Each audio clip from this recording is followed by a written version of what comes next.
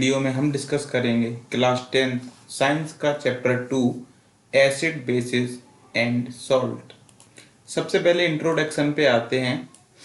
Like the individual have certain kind of nature, जैसे कि आप देखते हैं हम लोगों में, हम इंसानों में या जानवरों में अलग अलग प्रकार के किसी न किसी का नेचर रहता है। कोई अच्छे नेचर का होता है, कोई खड़ूस नेचर का होता है, मतलब अनगिनत टाइप के नेचर आपको देखने को मिल जाएंगे।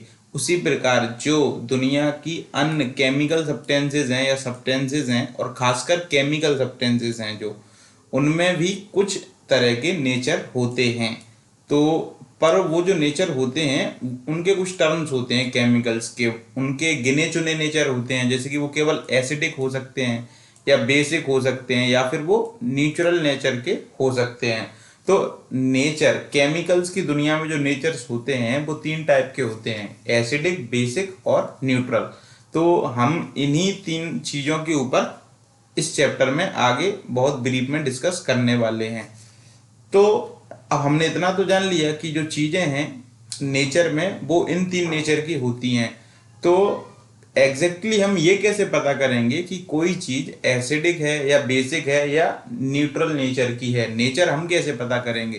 तो इसके लिए अलग अलग कॉन्सेप्ट और अलग अलग प्रॉपर्टीज़ हैं जो इस चैप्टर में आगे आपको बताई जाएंगी। और इन सबसे पहले जब ये हमें नहीं पता था कि कोई चीज़ एसिडिक है या बेसिक है या न्यूट्रल है, तब क्या था? तब ये था कि तब लोग सिर्फ चीज़ों को ऐसे जानते थे कि ये खट्टा है, सौर है, या फिर ये एसिड है, इससे जल जाते हैं, इससे चीज़ों को जला दिया जाता है। इस तरीके से लोग जानते थे। तो हमारा ये पूरा चैप्टर इन्हीं चीज़ों के इर्द गिर्द घूमता है, एसिड, बेस और साल्ट। तो अब नेक्स्ट पेज पे हम एक एक टॉपिक करके डिटेल में इसको पढ़ने वाले हैं। अगर हम मैटर की बात करें तो जो मैटर है उसको क्लासीफाई किया गया है 3 चीज़ों में। मैटर मतलब दुनिया की कोई भी चीज़ जिससे बनी हुई है। एक तो उसकी जो कंपोजिशन होगी, कंपोजिशन जो होगी वो किससे होगी? एलिमेंट होगा या वो कंपाउंड होगा या वो किसी चीज़ों से मिलके बना होगा। एक होता है स्टेट, तो स्टेट आपको पता ही है, सॉलिड, लिक्विड या गैस में से जो भी चीज़ होगी वो इन तीनों में से कोई ना कोई एक स्टेट में हमें मिलेगी। और सॉल्युबिलिटी, तो उसकी सॉल्युबिलिटी क्या है? वो पानी में घुल सकती है या घुलेगी भी तो कैसे घुलेगी? सॉल्यूशन है, कॉलेट्स है या सस्पेंशन है। हालांकि इन चीज़ों पे हमें इस चैप्टर में फोकस नहीं करना है, हमें फोकस करना है इधर। तो the sour and bitter taste of food, तो जो खट्टा स्वाद होता है या बिटर टेस्ट होता है किसी भी खाने का, वो क्यों होता है? वो एसिड या बेस के कारण जो उसमें प्रेजेंट होते हैं उसके कारण होता है। एसिड कैसे होते हैं? जनरली एसिड, जनरली क्या, एसिड तो होते ही हैं खट्टे। कैसे? सौर होते हैं और वो चेंज करते हैं अपना कलर। ब्लू लिटमस अगर होगा तो रेड में। ये लिटमस क्या टर्म है तो इसके लिए हम आगे पढ़ेंगे। लिटमस जो है एक सॉल्यूशन होता है जो कि एक पर्पल कलर की डाई के जैसे होता है, liquid.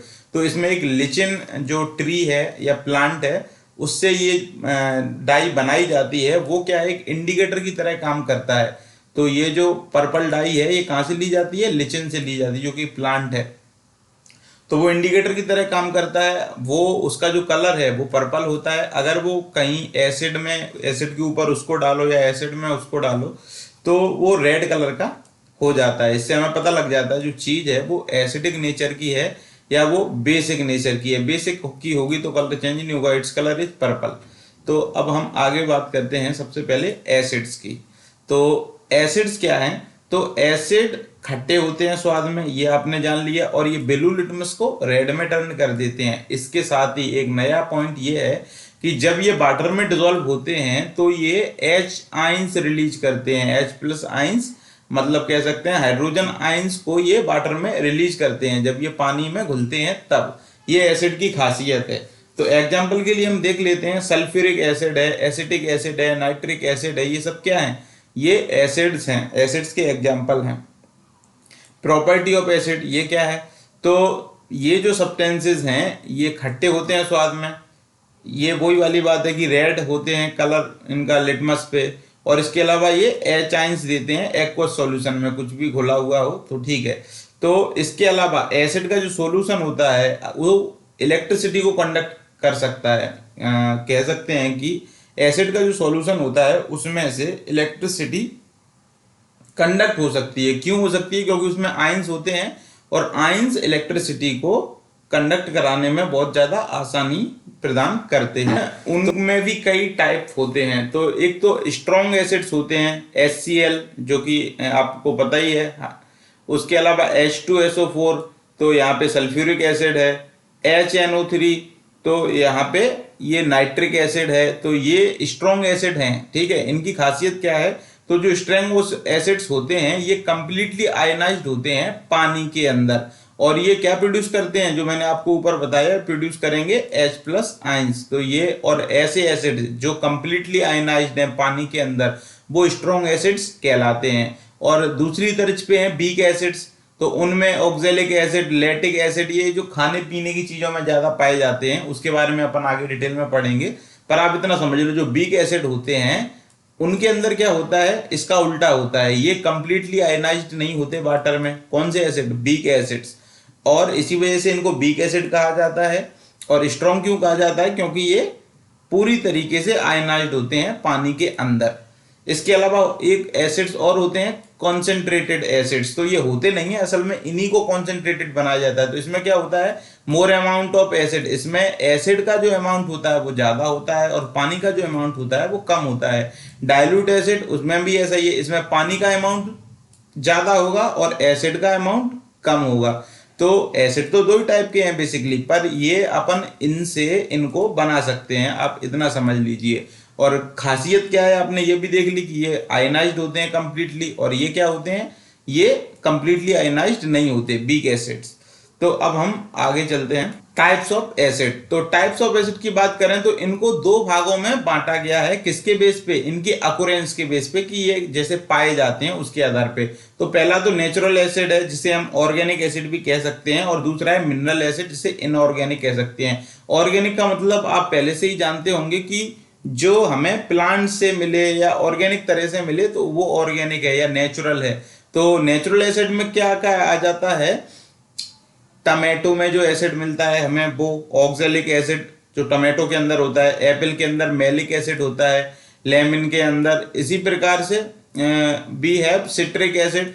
So many other acid are present in. तो अलग अलग खाने वाली जो खट्टी चीजें हैं उनमें भिन्न भिन्न प्रकार के एसिड पाए जाते हैं। तो वो जो एसिड खाने पीने वाली चीजों में हमें मिलते हैं, असल में वो ऑर्गेनिक एसिड कहलाते हैं, या हम कह सकते हैं वीक एसिड भी वही होते हैं, और उन्हें हम नेचुरल एसिड भी कहते हैं। इसी प्रकार इनऑर्गेनिक एसिड्स में क्या होता है, ये हमें कहाँ मिनरल के रूप में पृथ्वी में मौजूद मिलते हैं। जैसे कि हम मेटल्स निकालते हैं, ये सारी चीजें निकालते हैं, इसी प्रकार से इनको नेचर में से लिया जाता है, और ये कुछ ज्यादा ही रिएक्टिव होते हैं।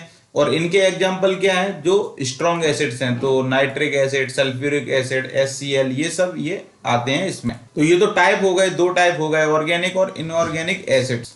नेचुरल एसिड्स या कहें कि ऑर्गेनिक एसिड्स, तो ये क्या होते हैं, acids which are obtained from natural sources. ऐसे एसिड्स जो हमें कहाँ से मिलते हैं, नेचुरल सोर्सेज से मिलते हैं, उनको हम नेचुरल एसिड कहते हैं, और या फिर ऑर्गेनिक एसिड्स कहते हैं। एग्जाम्पल्स, तो इतनी लंबी लिस्ट है, आप देख सकते हैं कि यहाँ पे ये रहे ऑर्गेनिक एसिड, और ये इनके सोर्स लिखे हुए हैं। तो सिट्रिक एसिड कहाँ पाया जाता है, ये फ्रूट्स में ज़्यादातर पाया जाता है, ठीक है ना, ऑरेंज, लेमन एक्सेट्रा में। फॉर्मिक एसिड ये इम्पोर्टेंट है, तो चींटियों के डंक में या मधुमक्खी जो होती हैं बीज, उनके में पाया जाता है। एसिटिक एसिड विनेगर में या टोमेटो में मिल जाएगा। मैलिक एसिड आपको एप्पल में मिल जाएगा, ग्रेप्स में मिल जाएगा। और ये टार्ट्रिक एसिड ये टेमरिंड, इमली, ग्रेप्स और अनराइप जो ज़्यादा ही खट्टे हैं उनमें मिल जाता है ये आपको। ऑक्जेलिक एसिड कैबेज, स्पेंज वगैरह में। तो ये आप अच्छे से आपको इनको याद कर लेना है या समझ लेना है। अब हम बात करते हैं आगे मिनरल एसिड या फिर हम कहें इनऑर्गेनिक एसिड्स की। तो ये क्या होते हैं, तो acid that are prepared from minerals, ऐसे एसिड जो मिनरल्स से बनाए जाते हैं उन्हें हम कहते हैं मिनरल एसिड्स। तो इसके एग्जाम्पल जो हैं वो इनऑर्गेनिक एसिड्स में तो मैन मेड एसिड भी इनको बोलते हैं, या फिर कह सकते हैं सिंथेटिक एसिड, या फिर हम इनको मिनरल एसिड भी कहते हैं। तो ये जो सारे इनऑर्गेनिक एसिड है या सिंथेटिक एसिड है या मैन मेड एसिड है, इसमें मिनरल एसिड्स ही आ जाते हैं, क्योंकि ये नेचुरल तो है ही नहीं है, इनको तो बनाया गया है। तो ये रहे कुछ एसिड्स के नाम, तो सल्फोरस, सल्फ्यूरिक तो ये सारे आपको याद रखना, और ये इनके फार्मूले लिखे हुए हैं कि नोट्स की लिंक मैं आपको नीचे प्रोवाइड करा दूंगा, तो आपने ये याद रखने हैं। आगे बात करते हैं, जो एसिड्स होते हैं इनकी केमिकल प्रॉपर्टीज क्या होती हैं, इसको हम समझ लेते हैं। तो reaction of acid with metal, सबसे पहले एसिड को जब हम मेटल से रिएक्ट कराएंगे तो क्या होता है, तो एसिड हाइड्रोजन गैस देती है और साथ में मिलेगा हमें साल्ट। जब हम इसको रिएक्ट कराएंगे एसिड को मेटल के साथ में, क्या क्या मिलेगा, हाइड्रोजन गैस मिलेगी और साल्ट मिलेगा। तो ये मेटल प्लस एसिड मिला, क्या हमको साल्ट मिला और हाइड्रोजन मिला। इसके और भी एग्जांपल हैं, hydrogen gas and zinc chloride are formed when hydrochloric acid react with zinc metal. जब हाइड्रोक्लोरिक एसिड किससे रिएक्ट करती है, जिंक जो कि एक मेटल है, इससे रिएक्ट करेगी तो हमें मिलता है जिंक क्लोराइड जो कि एक सॉल्ट है, और दूसरा हाइड्रोजन गैस तो हमें मिलनी है। इसी तर्ज पे एक और एग्जांपल है, hydrogen gas and sodium sulphate are formed when, कब फॉर्म होगा ये, जब सल्फ्यूरिक एसिड रिएक्ट करेगा सोडियम मेटल के साथ में। तो आपने पता है सोडियम भी मेटल है और ये सल्फ्यूरिक एसिड ये एक मिनरल एसिड है, इनको जब रिएक्ट कराया तो हमें ये साल्ट मिला सोडियम सल्फेट, और साथ में मिलती है हमें हाइड्रोजन गैस। तो हम कह सकते हैं कि जब एसिड को मेटल के साथ में रिएक्ट कराया जाता है तो हमें मिलता है साल्ट और साथ में हाइड्रोजन गैस मिलती है। तो हाइड्रोजन गैस तो मिलती है, पर हमें कैसे पता चलेगा कि जो गैस है वो हाइड्रोजन ही है, तो इसके लिए क्या है, टेस्ट फॉर हाइड्रोजन गैस। तो इसके लिए क्या करेंगे, एक पूरी प्रॉपर्टी है, जो गैस इस रिएक्शन में इन्वॉल्व होगी एसिड और मेटल वाले में, इसमें से जो गैस उठेगी उसके लिए हम क्या करेंगे, इस तरीके से पूरा सेटअप जमा लेंगे, और उसके बाद में ये जो पाइप है यहाँ पे रिएक्शन हो रहा है, यहाँ पे जिंक डला हुआ है, जिंक ग्रेन्यूल्स है और इसमें एसिड है अंदर, ठीक है ना, और ऊपर से ये कॉर्क है और कॉर्क से एक पाइप आ रहा है जो कि नीचे सॉफ्ट सॉल्यूशन में गया हुआ है। तो अब आपको करना क्या है, आपको हाथ में एक कैंडल ले लेनी है और यहाँ रिएक्शन जैसे ही होगा वैसे हाइड्रोजन गैस आएगी, और हाइड्रोजन गैस इस पाइप से होते हुए इधर आएगी और यहाँ से निकलेंगे गुब्बारे। आपको कैंडल लेके उन गुब्बारों को फोड़ना है, तो आपको एक पॉप साउंड सुनाई पड़ेगा, और अगर पॉप साउंड आपको सुनाई पड़ता है तो आप समझ लीजिए कि ये जो रिएक्शन है इसमें हाइड्रोजन गैस का ही एवोल्यूशन हो रहा है। तो ये जो पॉप साउंड है ये खासियत है कि ये हाइड्रोजन गैस में ही होता है। इतना तो आप समझ में आ ही गया होगा। तो इसी प्रकार से आपको चेक कर लेना है कि हाइड्रोजन गैस कैसे पता करेंगे कि गैस हाइड्रोजन है या कोई और गैस है, तो पॉप साउंड आता है। अब हम समझते हैं कि जब एसिड जो है मेटल कार्बोनेट या मेटल हाइड्रोजन कार्बोनेट या हम कह सकते हैं बाइकार्बोनेट से रिएक्ट करता है तब क्या होता है। तो जब भी एसिड रिएक्ट करेगा मेटल कार्बोनेट से या बाइकार्बोनेट से तो हमें साल्ट, वाटर और कार्बन डाइऑक्साइड गैस मिलती है। जैसे कि पीछे हमें क्या मिल रहा था, पीछे हमें हाइड्रोजन गैस और साल्ट मिल रही थी। इसी प्रकार जब जो एसिड है वो मेटल कार्बोनेट से रिएक्ट करेगा या मेटल ये बाइकार्बोनेट से रिएक्ट करेगा तो फिर हमें मिलेगा साल्ट, वाटर और कार्बन डाइऑक्साइड गैस। तो जो रिएक्शन होगा वो कुछ इस प्रकार से होगा, देख लीजिए आप एक बारी। तो एसिड प्लस में मेटल कार्बोनेट है, उसके बाद में क्या मिला हमें, मेटल साल्ट मिला, ठीक है, वाटर मिला, ठीक है, और CO2 मिली, कार्बन डाइऑक्साइड गैस मिली। तो ये जो है ये सोडियम कार्बोनेट ये एक मेटल कार्बोनेट है, और इसको हमने रिएक्ट कराया किससे, HCl एक मिनरल एसिड से, और हमें मिला क्या, सोडियम क्लोराइड जो कि क्या है, सॉल्ट है एक, ठीक है, मेटल सॉल्ट है सोडियम क्लोराइड, और साथ में CO2 मिली गैस के रूप में, और मिला हमें पानी लिक्विड में, ठीक है। इसी प्रकार दूसरा सोडियम बाइकार्बोनेट को लेते हैं अब हम, इसको हमने जब रिएक्ट कराया सल्फ्यूरिक एसिड के साथ में तो हमें सोडियम क्लोराइड मिला, ये भी एक मेटल साल्ट है, और CO2 वही, मतलब सेम प्रॉपर्टी में आपको ये चीजें मिलेंगी। एसिड चाहे मेटल कार्बोनेट से रिएक्ट करे चाहे मेटल बाइकार्बोनेट से रिएक्ट करे, मिलना हमें वही तीन चीजें हैं। क्या क्या मिलेगा, मेटल साल्ट मिलेगा, वाटर मिलेगा और CO2 मिलेगा। तो अब हमने एक चीज याद रखनी है कि ये जो CO2 है इसके बारे में कि ये पता कैसे करेंगे, ये आगे हम आपको बताएंगे। तो reaction of acid with marble and eggshell, जब एसिड का रिएक्शन किससे हो, मार्बल से हो या एगशेल से हो, वो ऊपर का खोपटा होता है ना अंडे का वाइट वाइट, उससे हो, तो क्या होगा ये देखते हैं। तो since marble and eggshell are made up of calcium carbonate, तो ये जो मार्बल या फिर एगशेल होती है किससे बनी हुई होती है, कैल्शियम कार्बोनेट से बनी हुई होती है।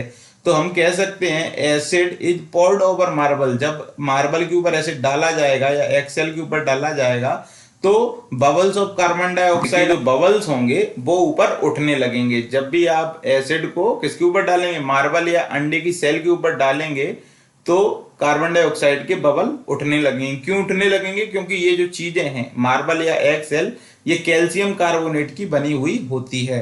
तो सिंपल सी बात है, ऊपर ही आपको मैंने ये रिएक्शंस बताए हैं और नीचे एक एग्जांपल भी दे दिया है। अभी आपको समझ में आ गया होगा कि ये रिएक्शन के बाद मिलेगा क्या। तो हम चेक कैसे करेंगे? जो गैस है वो CO2 है, तो इसके लिए भी बहुत आसान सी चीज है। तो हमें करना क्या है कि यहाँ पे हमें जो सोडियम कार्बोनेट ले लेना है, ठीक है। और ये क्या है, ये पिछले वाले की तरह ही है, same to same sodium carbonate, और इसके अंदर टेस्ट ट्यूब में एसिड भरा हुआ है। ऊपर कॉर्क है, कॉर्क से एक पाइप है, और इधर पे आपको पाइप में दूसरे टेस्ट ट्यूब में आपको लाइम वाटर ले लेना है। क्या ले लेना है? Lime water. और ये जो पाइप है सीधी आपको इसमें छोड़ देनी है लाइम वाटर वाले में। तो जैसे ही रिएक्शन होगा तो जो CO2 गैस होगी वो इस पाइप से होते हुए इधर आएगी, ठीक है ना, आपके इस वाले टेस्ट ट्यूब में। इसमें क्या है, पहले से ही इसमें लाइम वाटर मौजूद है। तो होगा क्या, लाइम वाटर जो है ये हो जाएगा आपका मिल्की हो जाएगा। इसका जो लाइम वाटर है वो मिल्की हो जाएगा, वाइट वाइट सा हो जाएगा जब CO2 इसमें से पास होगी। और ये जो कैरेक्टरिस्टिक है ये कार्बन डाइऑक्साइड गैस का कैरेक्टरिस्टिक है टेस्ट के लिए। तो जैसे ये मिल्की हो जाए तो आपको समझ जाना है कि जो गैस रिलीज हो रही है रिएक्शन में से वो CO2 है, कार्बन डाइऑक्साइड है।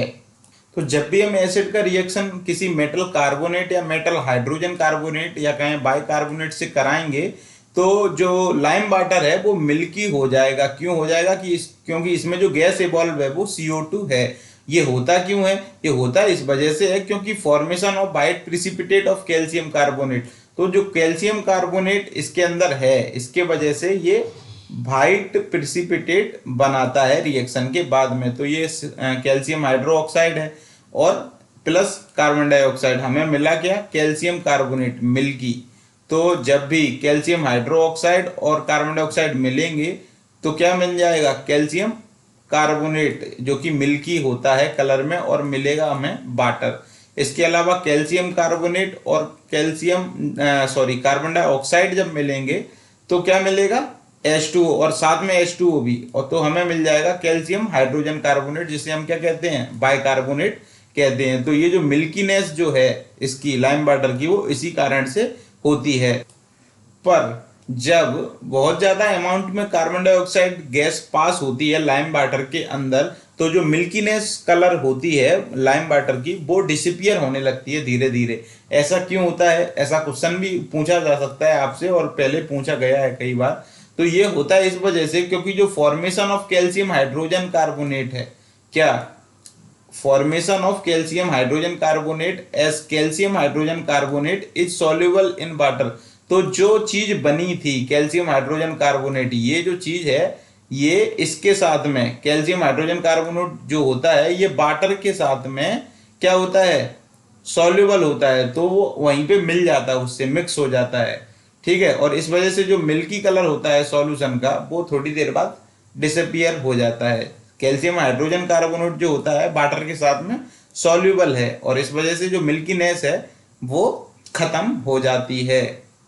तो आपको इतना याद रखना है कि जो गैस आई थी वो कार्बन डाइऑक्साइड थी, और जैसे ही वो लाइम वाटर में पहुंची तो क्या बन गया? तो यहाँ बन गया था कैल्शियम हाइड्रोजन कार्बोनेट। और जो कैल्शियम हाइड्रोजन कार्बोनेट जो होता है वो क्या होता है? वाटर में सॉल्युबल होता है, और इस वजह से जो मिल्की कलर बना हुआ होता है वो थोड़ी देर बाद डिसअपियर होने लगता है। गैस तो कार्बन डाइऑक्साइड ही आई थी, ये आपने कंफ्यूज नहीं होना है। कैल्शियम हाइड्रोजन कार्बोनेट नहीं आया था, ये तो कार्बन डाइऑक्साइड के आने के बाद में ये चीज बनी है, और ये वाटर में सॉल्युबल होती है, इस वजह से डिसअपियर हो जाता है मिल्की कलर। तो सारे एसिड्स में कॉमन क्या होता है ये हम समझ लेते हैं। तो कॉमन तो ये है कि ये हाइड्रोजन गैस देते हैं जब मेटल के साथ में रिएक्ट करते हैं, पहली चीज। तो ये बताती है कि सारे एसिड में क्या होता है? हाइड्रोजन होता है। एग्जाम्पल के तौर पे हाइड्रोक्लोरिक एसिड को ले लो, सल्फ्यूरिक एसिड को ले लो, सब में H आपको कॉमन दिख रहा है, H देख लिया। H मतलब हर एसिड के अंदर हाइड्रोजन तो होता ही होता है। और ये भी आपने कि वाटर में जब भी वो डिसॉल्व होगा तो H देगा, तो मतलब ये है कि हाइड्रोजन तो उसके अंदर है ही है। तो जब ये पानी में डिसॉल्व होता है कौन, एसिड, तो ये क्या करता है, डिसोसिएट्स करता है हाइड्रोजन। डिसॉल्व होगा तो ये हाइड्रोजन को डिसोसिएट करेगा, उसमें छोड़ेगा। तो the dissociation of hydrogen ion in aqueous solution is the common property in all acids. तो सारे ही एसिड्स में ये प्रॉपर्टी होती है कि पानी के अंदर जब भी उनको डालोगे तो वो क्या करने लगेंगे, डिसोसिएट करने लगेंगे हाइड्रोजन को। जब भी किसी एसिड को पानी में घोला जाता है, डिसॉल्व किया जाता है, तो ये अपना हाइड्रोजन जो होता है उसको डिसोसिएट कर देता है। तो ये जो डिसोसिएशन है हाइड्रोजन का, आयन का, हाइड्रोजन के आयंस का एक्वस सॉल्यूशन के अंदर, ये एसिड्स की एक कॉमन प्रॉपर्टी है जो सभी एसिड्स में पाई जाती है।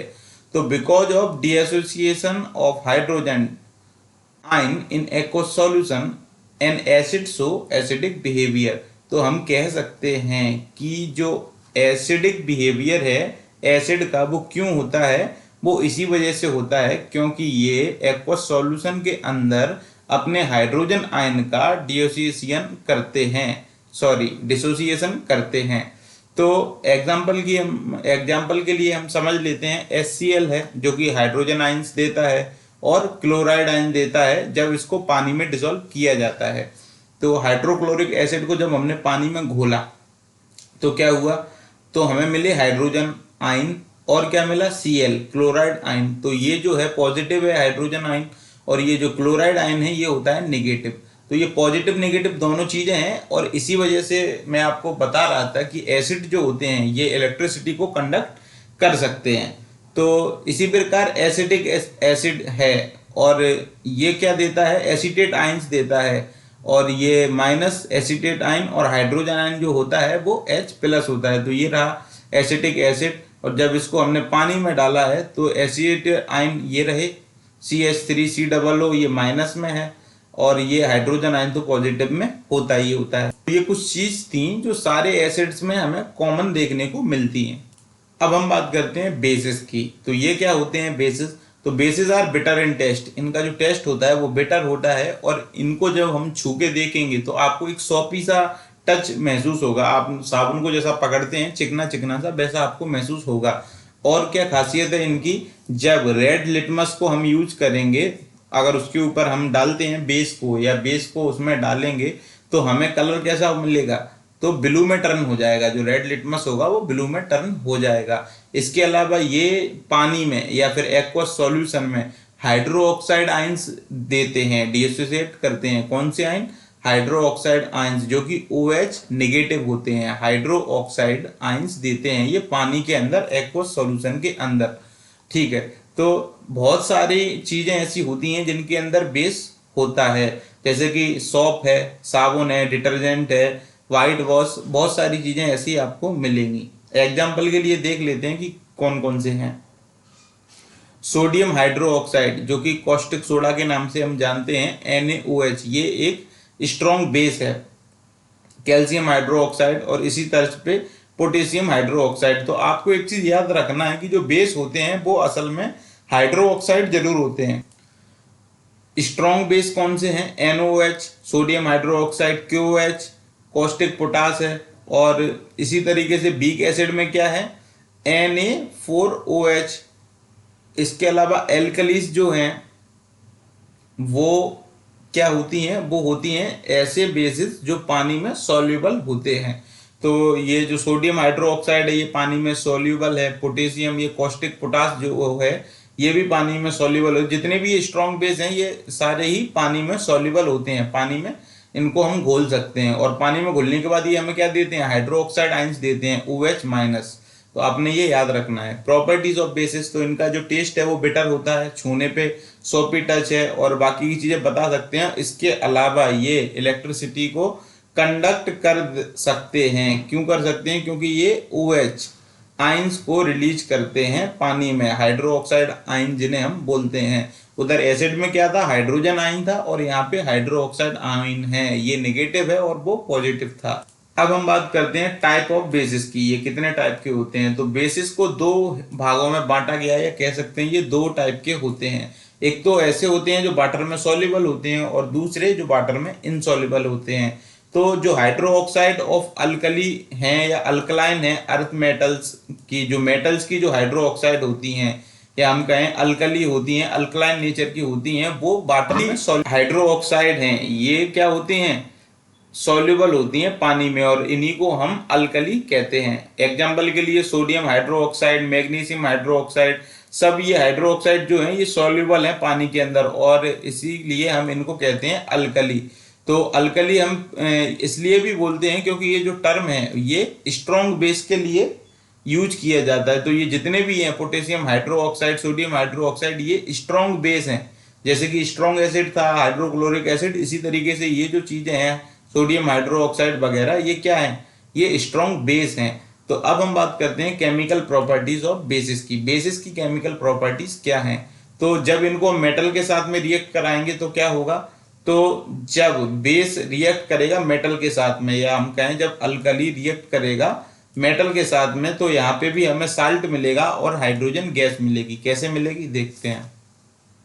ये रहा अल्कली, मतलब कि ये कोई भी बेस है, स्ट्रॉन्ग बेस है, और ये मेटल मिला हमें hydrogen plus salt plus hydrogen.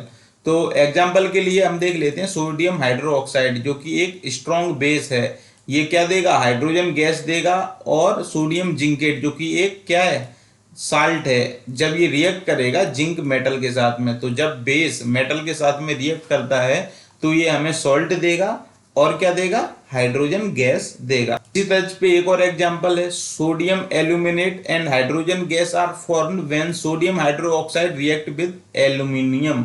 तो जब सोडियम हाइड्रो ऑक्साइड को एल्यूमिनियम जो कि एक मेटल है उसके साथ में रिएक्ट कराएंगे तो हमें मिलता है सोडियम एल्यूमिनेट जो कि एक क्या है, सॉल्ट है, और साथ में मिलेगा हाइड्रोजन।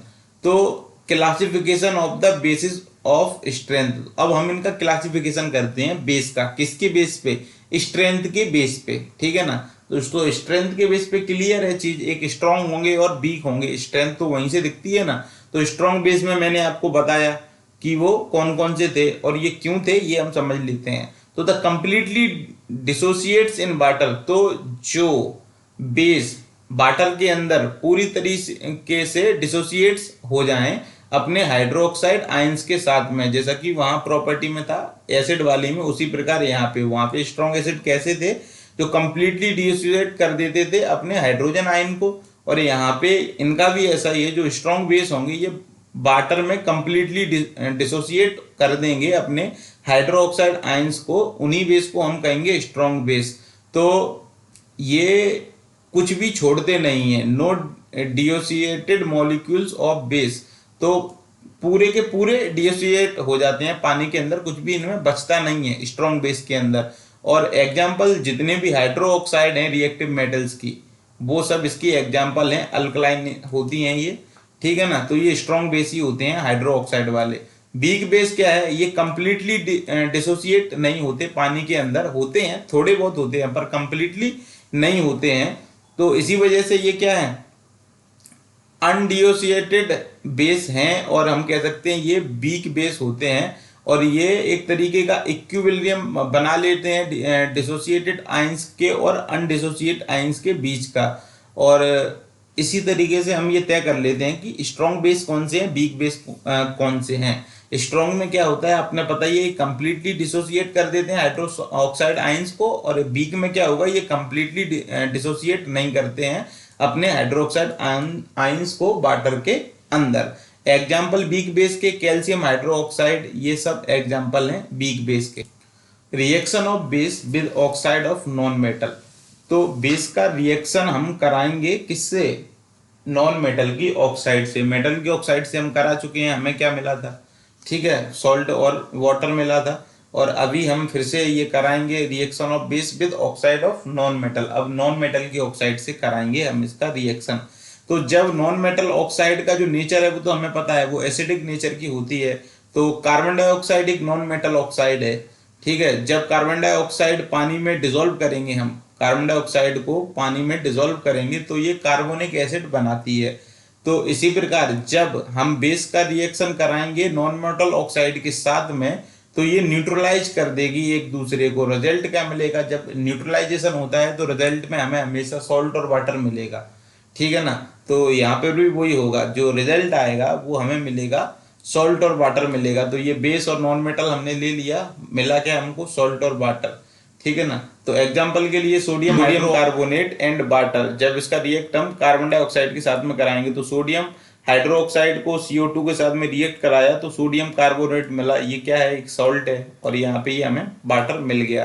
कैल्शियम हाइड्रोक्साइड के साथ में भी यही होगा, कैल्शियम कार्बोनेट मिलेगा हमें जो कि एक सॉल्ट है, और वाटर मिलेगा। कहने का मतलब ये है कि जब हम नॉन मेटल की ऑक्साइड के साथ में बेस का रिएक्शन कराते हैं तो न्यूट्रलाइजेशन होता है, वो न्यूट्रलाइज होके हमें जो प्रोडक्ट मिलेगा वो सॉल्ट और वाटर मिलेगा।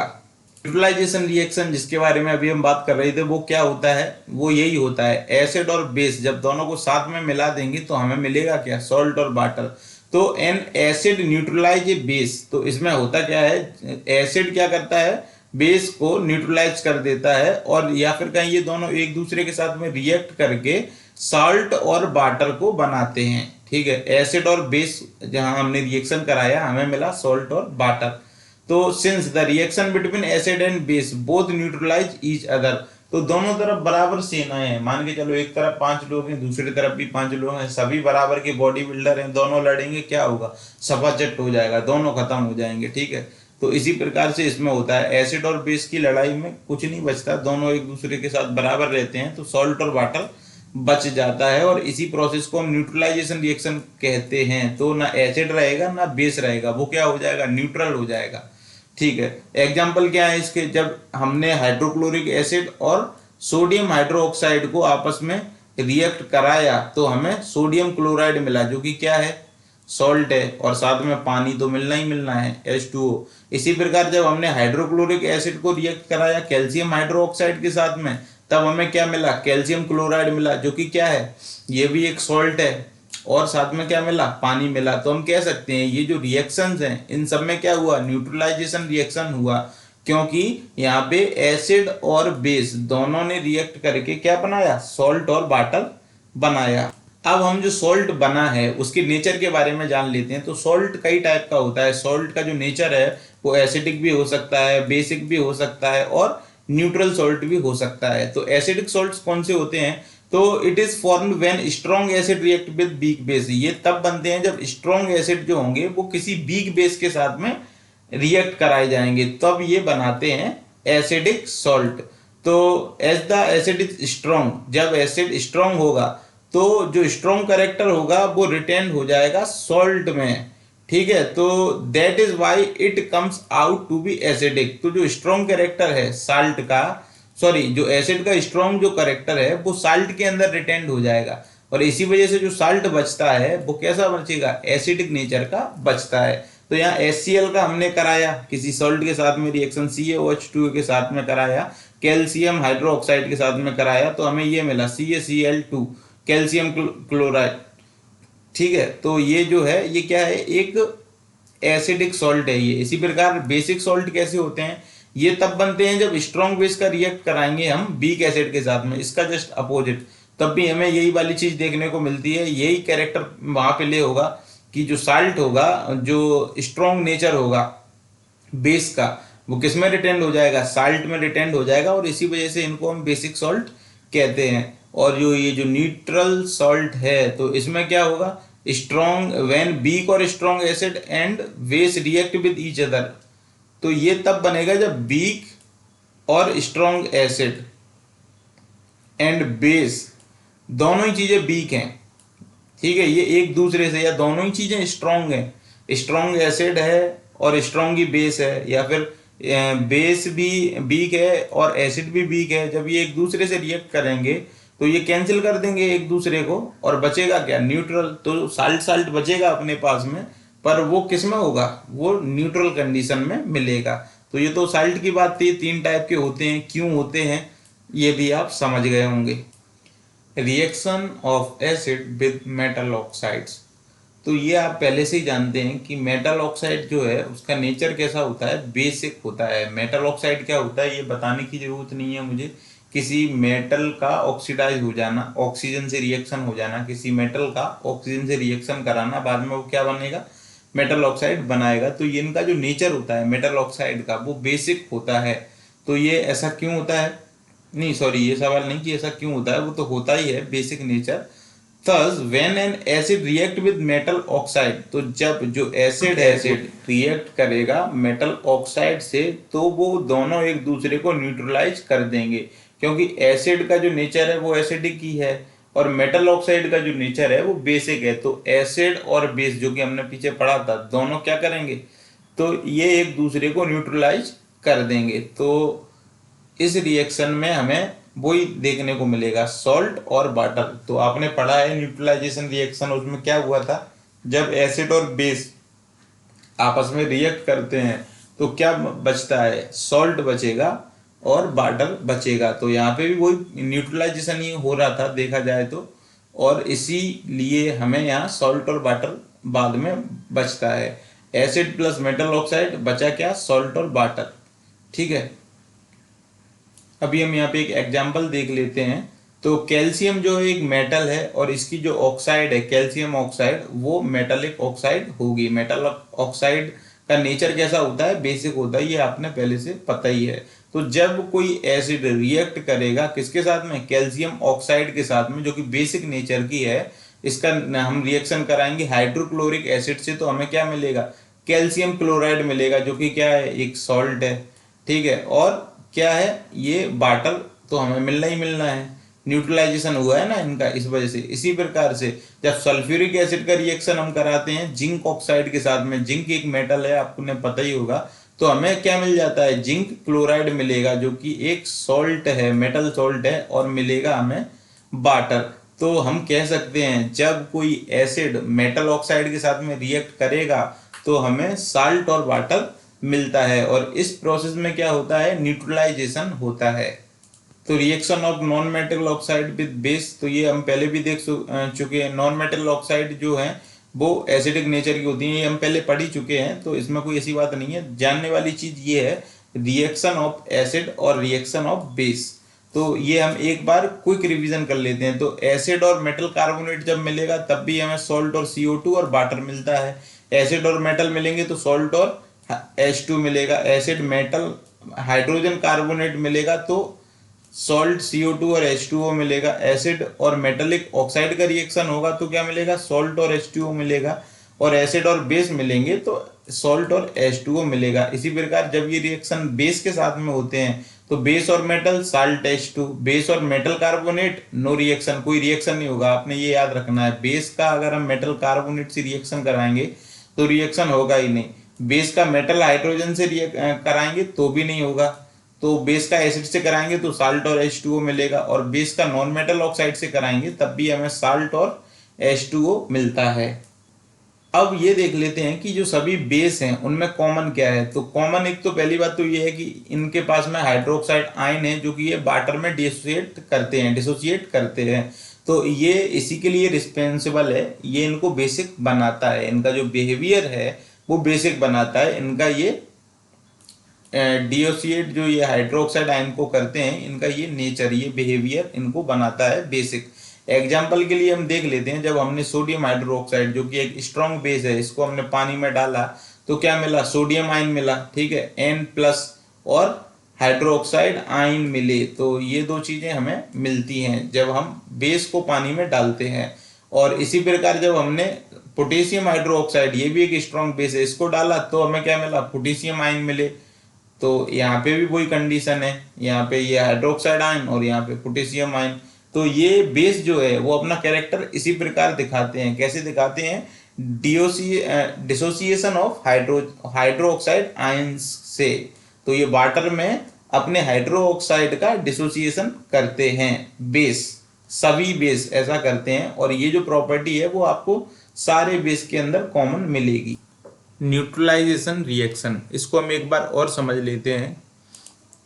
When an acid react with base, जब कोई एसिड बेस के साथ रिएक्ट करता है तो उसके जो हाइड्रोजन आयन होते हैं किसके, एसिड के, वो कंबाइन हो जाते हैं, मिल जाते हैं किसके साथ में, बेस के हाइड्रोक्साइड आयन के साथ में। और जब ये चीज होती है तो पानी बनता है, तो वाटर बनता है।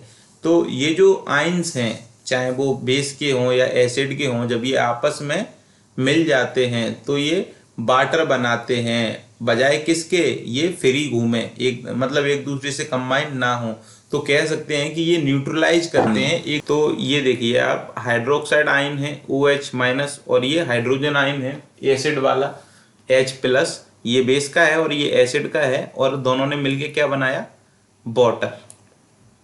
इसी प्रकार हम एग्जाम्पल लेते हैं, जब सोडियम हाइड्रोक्साइड जो कि एक स्ट्रॉन्ग बेस है और हाइड्रोक्लोरिक एसिड जो कि एक स्ट्रॉन्ग एसिड है, जब इनका हमने रिएक्ट कराया तो जो हाइड्रोक्साइड आयंस थे ये किसके साथ में आ गए, सोडियम आयंस के साथ में, प्लस क्लोरीन आयंस ये भी, और इन्होंने क्या बनाया फिर, सोडियम क्लोराइड जो कि एक सॉल्ट है, और H2O बनाया। तो हम कह सकते हैं कि when sodium hydroxide react with hydrochloric acid, sodium hydroxide break into a sodium ion. तो ये जो सोडियम हाइड्रोक्साइड है ये टूट कर सोडियम आयन बना लेता है, ये बनाया सोडियम आयन, ठीक है। एंड हाइड्रोक्साइड आयन, तो जो ये भी बनाया उसने, तो hydroxide ion and hydrochloric acid जब ये ब्रेक होगा तो ये बना लेते हैं हाइड्रोजन आयन, तो ये यहाँ पे बना हुआ है, ठीक है। एंड क्लोराइड आयन, तो दोनों ही बने हुए हैं, हाइड्रोजन आयन भी बने हैं और क्लोरीन का आयन भी बना हुआ है। तो hydrogen ion and hydroxide ion जब ये आपस में जुड़ जाते हैं तो ये वाटर को बनाते हैं, while sodium ion and chloride ion combine together and form sodium chloride. तो ये तो बात थी डिटेल में कि कैसे सॉल्ट बनता है, कैसे वाटर बनता है इस रिएक्शन के अंदर, अब आप समझ गए होंगे। तो कौन टूटता है, किससे कंबाइन होता है, ये सारी चीजें आपने हमेशा क्लियर रखनी है, या फिर एक बार मैं आपको और बता देता हूँ। तो जो सोडियम हाइड्रोक्साइड है जब ये हाइड्रोक्लोरिक एसिड के साथ में रिएक्ट करेगा तो सोडियम हाइड्रोक्साइड टूटकर क्या बनाएगा, सोडियम आयन, और हाइड्रोक्साइड आयन और हाइड्रोक्लोरिक एसिड ये लोग टूटकर क्या बनाएंगे, ये हाइड्रोजन आयन बनाएंगे और क्लोराइड आयन बनाएंगे। हाइड्रोजन आयन और hydroxide ion, hydrogen ion acid का है याद रखना, हाइड्रोक्साइड आयन बेस का है, ये जब एक दूसरे से जुड़ेंगे तो ये पानी बनाएंगे, और सोडियम आयन और क्लोराइड आयन जब ये एक दूसरे से जुड़ेंगे तो ये सॉल्ट बनाएंगे, सोडियम क्लोराइड, और इस तरीके से ये न्यूट्रलाइजेशन रिएक्शन होता है। Classification of acid on the basis of water contact, तो किसमें कितना पानी है इसके आधार पर जो क्लासिफिकेशन है एसिड का वो किन में किया गया है। हम इस बात को पहले भी शुरुआत में भी बता चुके थे डाइल्यूट एसिड और कॉन्सेंट्रेटेड एसिड के बारे में, तो इसको अब थोड़ा और डिटेल में हम समझ लेते हैं।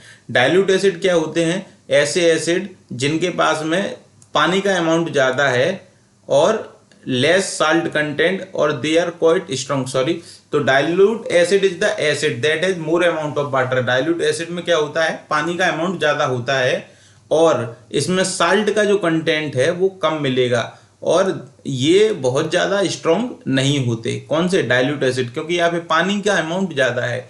कॉन्सेंट्रेटेड एसिड में यहाँ पे पानी कम है और एसिड ज्यादा है, साल्ट का अमाउंट जो है तो water and more amount of salt content, तो यहाँ पे साल्ट का कंटेंट ज्यादा है, यहाँ पे साल्ट का कंटेंट कम है डाइल्यूट में। तो वी कैन डाइल्यूट, हम क्या कर सकते हैं, डाइल्यूट को कॉन्सेंट्रेटेड एसिड बना सकते हैं, पर इसके लिए हमें कुछ प्रिकॉशंस, सावधानियां बरतनी होंगी। कैसे सावधानियां, कौन सी बरतें, तो one can dilute concentrated acid by adding concentrated acid slowly. तो डाइल्यूट कंसेंट्रेटेड एसिड को हम कंसेंट्रेटेड एसिड में धीरे धीरे पानी में डालें, और धीरे धीरे एक तार डालते रहें, ये नहीं कि टपक टपक एक एक बूंद करके, ऐसा नहीं, डालते रहें और वो भी धीरे धीरे। तो by doing so the heat release, तो इसके दौरान हीट रिलीज होगी, कम रिलीज होगी, ठीक है ना, लेस इज, जो हीट होगी वो एब्जॉर्ब पानी के द्वारा होती रहेगी, और इस रिएक्शन में क्या होगा, ये बॉयलेंट नहीं होगा, ऐसा नहीं होगा कि वो फट जाए एकदम से फनल वगैरह। तो आपने करना क्या है, धीरे धीरे से पानी में डालना है, डाइल्यूट एसिड को कॉन्सेंट्रेटेड एसिड में मिलाना है और स्लोली स्लोली पानी में डालना है। तो one can dilute concentrated acid by adding concentrated acid slowly in water. तो पानी में डाइल्यूट एसिड को हम बनाने के लिए, सॉरी, डाइल्यूट एसिड को कंसंट्रेटेड बना सकते हैं किस तरीके से, स्लोली डालकर। अब हम बात करते हैं स्ट्रेंथ ऑफ एसिड और बेस की। इनकी स्ट्रेंथ का कैसे पता लगाते हैं और क्या होती है, इसके बारे में डिटेल में जानते हैं। ऐसे एसिड जिनके अंदर कंप्लीटली पार्ट एसिड जो कंप्लीटली हाइड्रोजन आयन का डिसोसिएशन करें पानी के अंदर, उन्हें हम स्ट्रॉन्ग एसिड कहते हैं। ये बात पहले भी मैं 6 बार आपको समझा चुका हूं, आपने याद रखनी है। इसी प्रकार जो बेस होते हैं वो कंप्लीटली डिसोसिएशन करेंगे अपने हाइड्रोक्साइड आयन का, तो वो स्ट्रॉन्ग बेस होते हैं।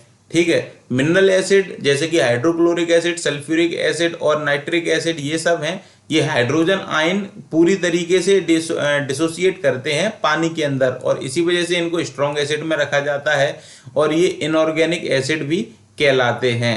तो सॉरी, ये तो organic acids, sorry inorganic acids ही हैं, और जो ऑर्गेनिक एसिड्स होते हैं वो पूरी तरीके से पानी में डिसोसिएट नहीं करते अपने हाइड्रोजन आयंस को, और इसी वजह से वो वीक एसिड कहलाते हैं। अब एक बार आप ये पीएच स्केल को देख लीजिए। पीएच स्केल में 0 से लेके 14 तक नंबरिंग होती है। यहाँ पे जो 7 है, यहाँ पे आपको न्यूट्रल बिहेवियर मिलेगा, ठीक है, न्यूट्रल।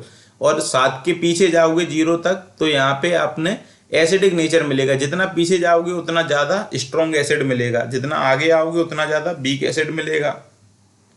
और इसी प्रकार इधर है, जितना आप 14 पे पहुंचोगे तो स्ट्रॉन्ग बेस मिलेगा, ठीक है ना, और जितना आगे आओगे तो वीक बेस होता जाएगा, और न्यूट्रल है बीच में।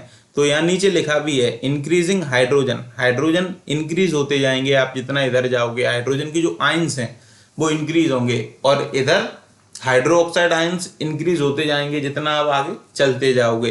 तो ये जो पीएच स्केल है, इसके बेस पे ही पता लगाया जाता है कोई सी भी चीज कितनी, कौन से नेचर की है, या कितना ज़्यादा एसिडिक है, कितना ज़्यादा वीक है, या जो भी है, किस कैटेगरी में उसको रखना है, वो इसी पीएच स्केल से पता लगाया जाता है। नेक्स्ट पेज पे हम इसको थोड़ा और ब्रीफ में समझ लेते हैं। PH and it's biological importance indicators. तो जो पीएच है, इसका जो महत्वपूर्णता है बायोलॉजिकल, वो क्या है और ये क्या इंडिकेट करती है, ये देख लेते हैं। तो ये सबसे पहले तो स्ट्रेंथ बताती है, चाहे वो कोई एसिड हो चाहे वो बेस हो, और इनको एक्सप्रेस करती है पीएच के टर्म में, कि कोई भी जो एसिड है, बेस है, उसकी स्ट्रेंथ क्या है, कितनी कम है, कितनी ज़्यादा है। तो किसी भी सब्सटेंस का जो पीएच है वो डिटेक्ट किया जाता है पीएच पेपर से, या हम कह सकते हैं उसको पीएच स्केल। तो ये स्केल जो होती है, इसमें 0 से लेके 14 तक नंबरिंग होती है, ऐसा ऊपर बताया मैंने आपको। तो यहाँ पे 0 से 7 तक एसिड है, और 7 से 14 तक बेस हैं, और 7 जो है न्यूट्रल है। तो ये इंडिकेट क्या करते हैं, तो आप यहाँ देख लो, 0 से लेकर 2 तक स्ट्रॉन्ग एसिड, और 2 से 4 तक मॉडरेट एसिडिक, ठीक है, और मोर देन 4 वीक एसिड, और 7 पे न्यूट्रल। इसी प्रकार यहाँ पे, तो आप ये चीज़ें कोई समझाने वाली नहीं है, आप समझ सकते हैं देख के भी और रट के भी, वैसे भी। और इसको भी गौर से देख लें जरा। ये जो ब्लीच है 14-13 पे, यहाँ सोपी वाटर मिलेगा आपको, मतलब ये ऊपर बेस की तरफ है, देख रहे हो ना, 14 है, और यहाँ एसिड है। तो 1 पे गैस्ट्रिक एसिड, 2 पे लेमन जूस, 3 पे ऑरेंज जूस, और इसी प्रकार से ये चलता आ रहा है। तो पीएच का महत्व क्या है, कैसे काम करता है, ये सारी चीज़ें आप समझ गए हैं। तो अब हम नेक्स्ट पेज पे अगला टॉपिक पढ़ते हैं। तो जो पीएच है, pH value shown by different colour role of pH everyday life. तो हमारी रोजमर्रा की जिंदगी में जो पीएच की वैल्यू है, कलर्स है, वो हमें समझ में आते हैं अलग अलग तरीके से। कैसे, तो आपने ये पढ़ाई होगा साइंस के चैप्टर में, लाइफ प्रोसेस में। तो क्या है कि हमारे पेट के अंदर HCl एसिड होता है, डाइल्यूट, ठीक है ना, डाइल्यूट HCl होता है। ये क्या करता है, हमारे डाइजेशन में फूड के जो प्रोटीन है उसको डाइजेस्ट करने में मदद करता है। अगर ये जो एसिड है, डाइल्यूट एसिड, इसकी मात्रा बढ़ जाए, उससे क्या होगा, एसिडिटी हो जाएगी, जलन मचने लगती है छाती में। तो हम क्या करेंगे उसके लिए, एसिड है और इसको हमें जलन को कम करने के लिए हम एंटासिड का उपयोग करेंगे, या फिर हम कह सकते हैं ये जो एसिडिटी कहलाती है ये कंडीशन, जब हमें स्टोमच में एसिड ज़्यादा हो जाता है, जलन मचती है, तो हम कहते हैं एसिडिटी हो गई है। तो या फिर हम कह सकते हैं खाना अच्छे से नहीं पच पाया, इंडाइजेशन हो गया है। तो इस जगह पे हम एंटासिड्स का उपयोग करते हैं जो कि बेस होते हैं। तो मैग्नीशियम हाइड्रोक्साइड MgOH2, जो कि हम इसको मिल्क के उससे भी जानते हैं, मिल्क ऑफ मैग्नीशिया के नाम से। और या फिर हम इस्तेमाल कर सकते हैं sodium hydrogen carbonate baking soda, ठीक है। तो इस तरीके की कंडीशन में हम इन चीज़ों का इस्तेमाल करके जो पेट के अंदर जो एसिडिटी हो गई है उसको कंट्रोल कर सकते हैं, न्यूट्रलाइज कर सकते हैं, ठीक है। तो ये तो एक पॉइंट हो गया। दूसरा, tooth decay caused by acids. तो हमारे मुंह में एसिड्स, बैक्टीरिया जो हैं, तो आप देखते होंगे आपका मुंह का टेस्ट बदला बदला सा लगता है, खट्टा खट्टा सा।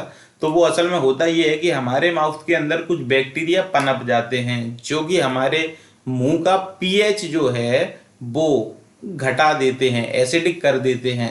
तो ये शुगर को एसिड बना देते हैं असल में। तो ये जो एसिड जो होता है ये 5.5 से नीचे जाने लगता है, और जैसे ही माहौल ज़्यादा एसिडिक होगा तो आपको पता है एसिड का बिहेवियर क्या होता है, कोरोसिव होता है, ये गलाने का बिहेवियर होता है इसका। तो ये टूथ को डिके करना स्टार्ट कर देता है, और बहुत जितनी ज़्यादा मात्रा में एसिड वहाँ होगा उतनी ज़्यादा टूथ की डिकेइंग होगी, दांत खराब आपके होते रहेंगे। तो इसके लिए आपने करना क्या है, एक अच्छी क्वालिटी का टूथपेस्ट इस्तेमाल करना है। और टूथपेस्ट जो होता है वो अल्कलाइन नेचर का होता है, आपने ये याद रखना है। तो इसी वजह से वो अल्कलाइन होता है, वो आपके मुंह से सारे एसिड को क्या कर लेगा, न्यूट्रलाइज कर लेगा, और टूथ डिकेइंग जो होगी एसिड के द्वारा जो हो रही थी वो काबू में की जा सकती है। इसी वजह से कहते हैं कि डेली ब्रश किया करो। जरूरी क्यों है, इसी वजह से है। Soil of pH and plant growth. तो देखो मिट्टी का जो पीएच वैल्यू है वो भी एक बराबर होनी चाहिए। कहीं पे अगर ज़्यादा एसिडिक मिट्टी हुई तो भी कुछ होने वाला नहीं है, कहीं पे ज़्यादा बेसिक अगर मिट्टी हुई तो भी कुछ होने वाला नहीं है। तो अच्छे हेल्दी प्लांट की ग्रोथ के लिए जो पीएच चाहिए होता है वो एक स्पेसिफिक होता है, और वो 7 के आसपास होता है। तो 6.9, 6.8 इस तरीके का पीएच होगा तो वहाँ पे क्या होगा, अच्छे से जो प्लांट होगा या ट्री होगा वो अच्छे से ग्रोथ कर पाएगा। तो आपने ये तीनों पॉइंट याद रखने हैं। Acids and base in absence of water. तो ये इंपॉर्टेंट टॉपिक है, इससे क्वेश्चन बोर्ड में अक्सर आए हैं और अब भी आ सकते हैं। तो ये आपको ध्यान से सुनना है और समझना है कि यदि पानी के ना होने पर एसिड और बेस के साथ में क्या प्रॉपर्टीज होंगी। तो इसको हम थोड़ा डिटेल में पढ़ लेते हैं। A dry acid does not dissociate in hydrogen ions.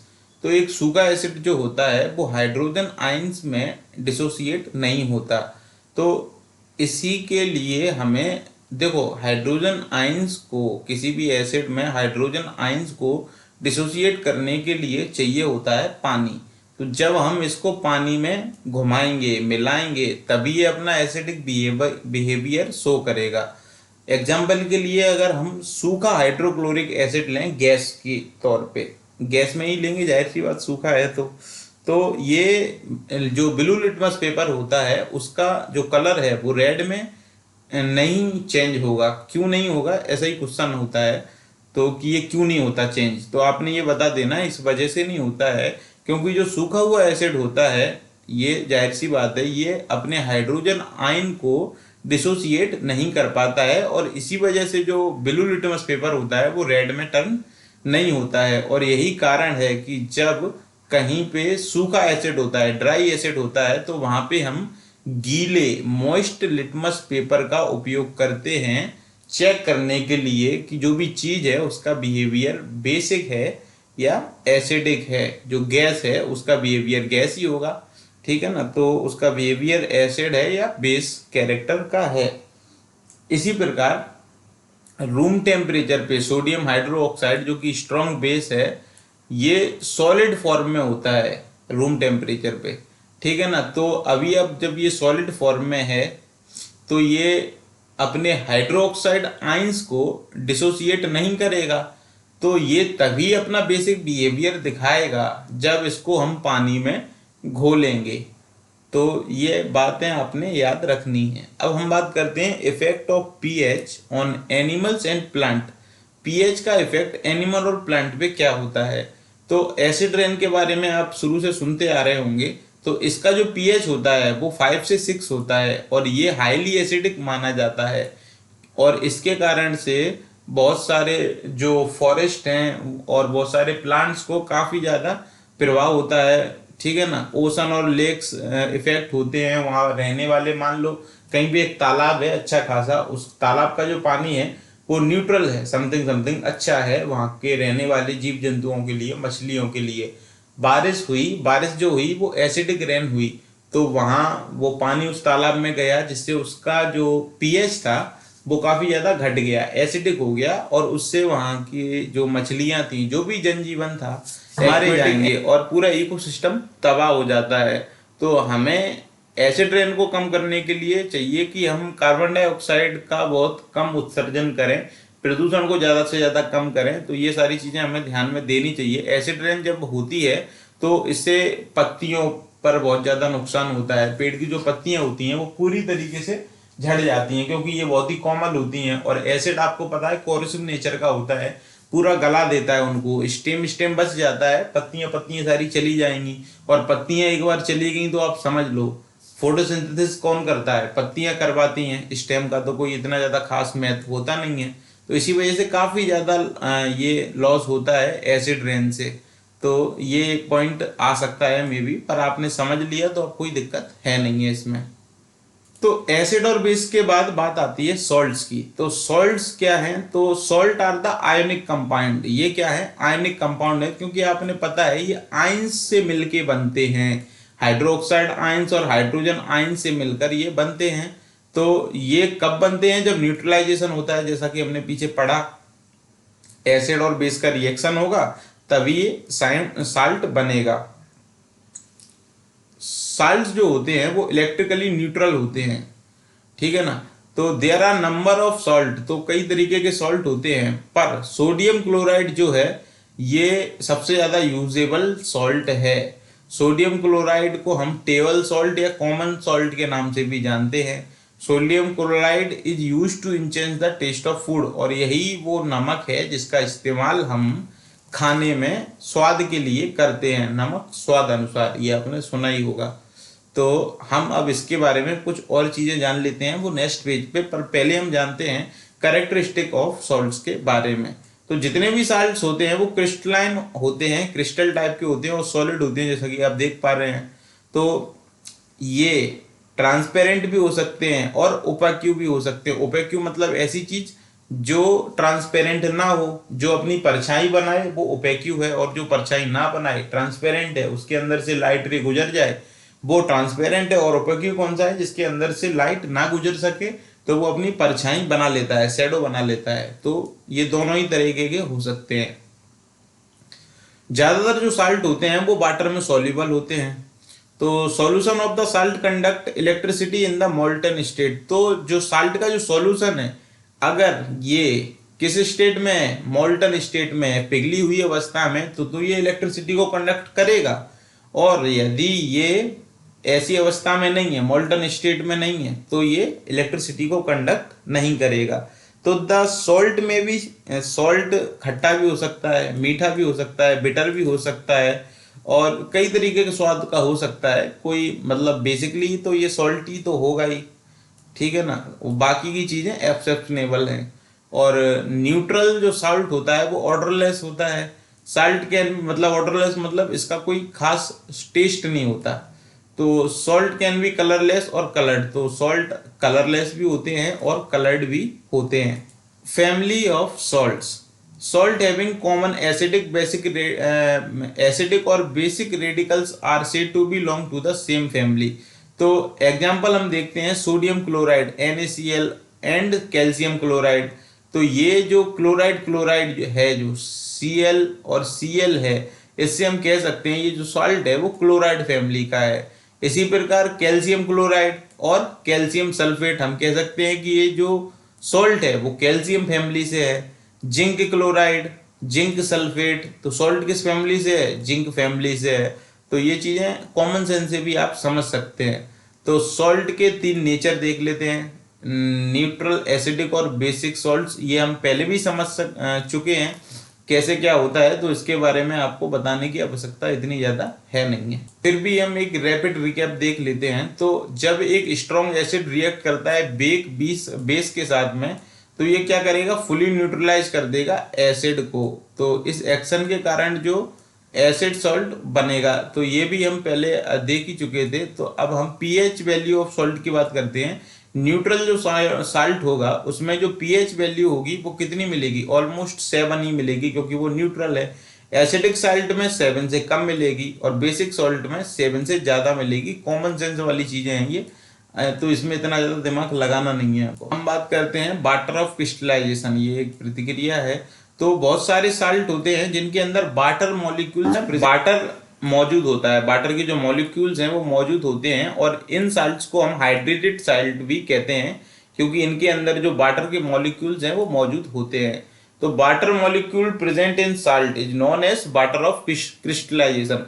तो किसी भी साल्ट के अंदर अगर वाटर का मॉलिक्यूल मौजूद है तो इसी को हम कहते हैं वाटर ऑफ क्रिस्टलाइजेशन। एग्जाम्पल के लिए हम कॉपर सल्फेट पेंट हाइड्रेट को ले लेते हैं, या फेरस सल्फेट हेप्टाहाइड्रेट को ले लेते हैं। तो ये जो हाइड्रेट टर्म आ रहा है ये किस वजह से आ रहा है ये आप समझ सकते हैं। इसके अलावा प्लास्टर ऑफ पेरिस भी वाटर ऑफ क्रिस्टलाइजेशन वाले फॉर्म में ही आता है।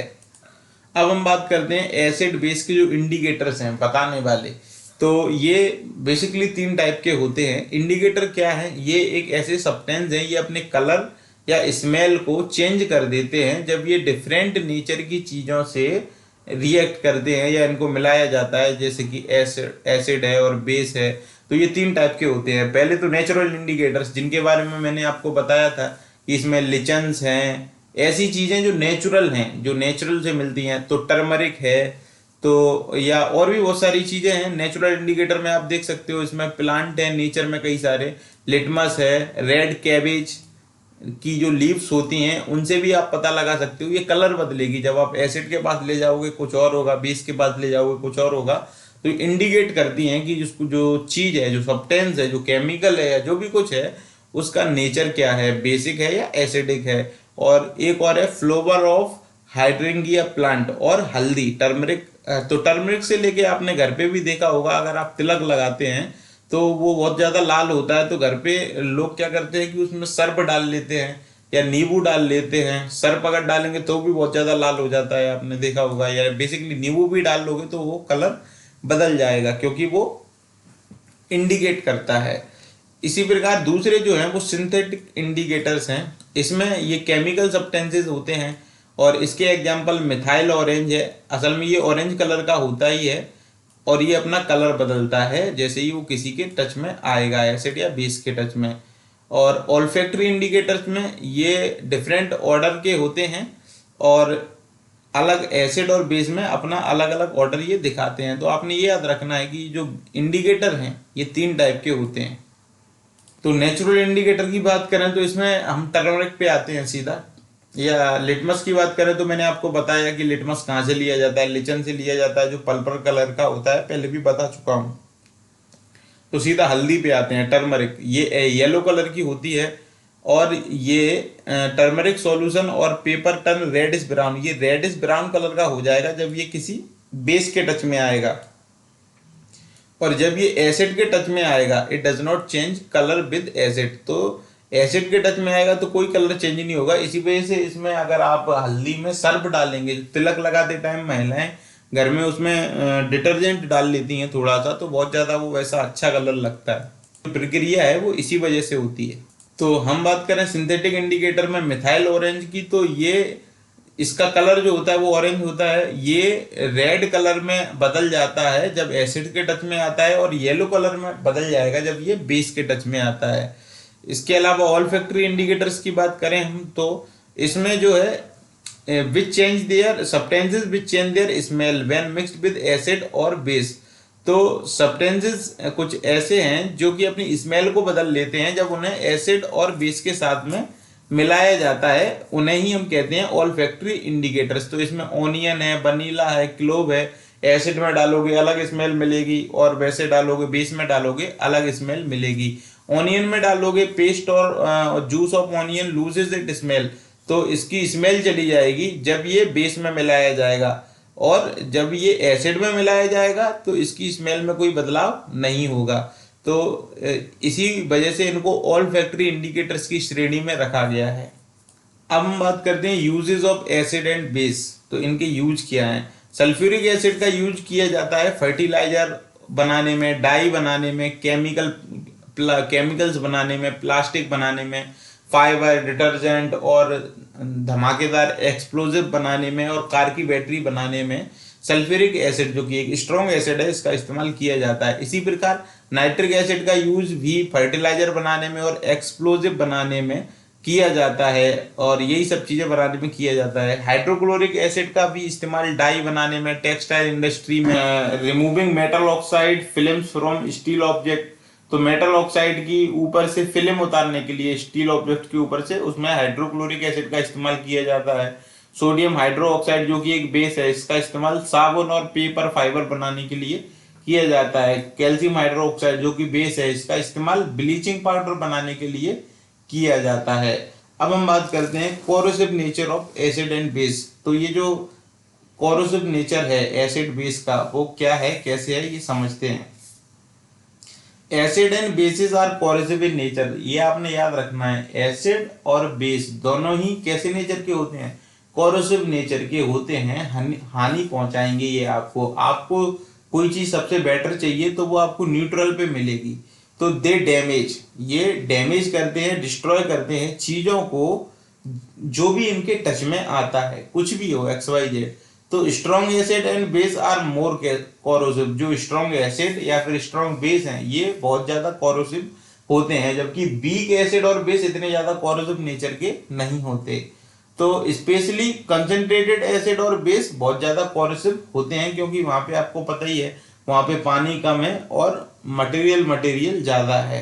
तो ये आपने समझ लेना है। डाइल्यूट वीक एसिड ज्यादातर खाने पीने की चीजों में मिलते हैं इस वजह से, क्योंकि ये बहुत ही कम कोरोसिव होते हैं।